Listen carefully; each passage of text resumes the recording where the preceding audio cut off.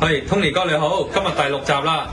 咁咧好多網上嘅朋友咧都問翻佢哋係初食雪茄嘅，咁咧有好多禮儀啊又唔識嘅，咁應該食雪茄有咩禮儀啊？麻煩你解答下大家。嗱，上次咪同你講咗，上一集試咗2年，揾咗啲人就食咗啲雪茄，由50款選購咗16款2個品牌，其中一個品牌就係克羅洛斯，一個品牌就係聖地牙哥。咁樣咧，克羅洛斯咧有一個雪茄會嘅試食會，咁啊佢辦咗2年㗎啦，辦咗2年，每一個月有2次，咁啊辦咗2年，每食一次嘅雪茄都係唔同嘅。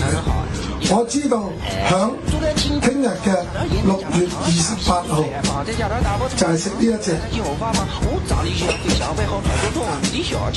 呢一隻就係聖地牙哥 DH6號，比較淡少少嘅易入口嘅雪茄。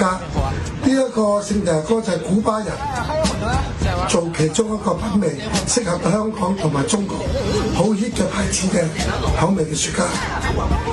咁咧呢個雪茄入邊咧聽日咧都超過10位人士咧出席呢個食雪茄試食呢個會嘅。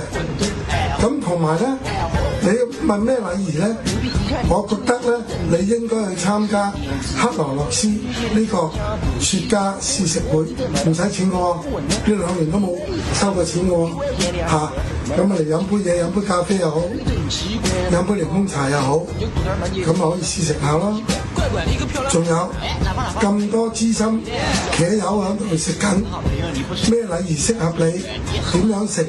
好多嘢查詢，好多嘢詢問，自由交談，自由交換嗰個微信，自己溝通，總言之，你要嚟食8個月就可以試晒克羅洛斯7種雪茄，同埋聖地牙哥9種雪茄，總共16款。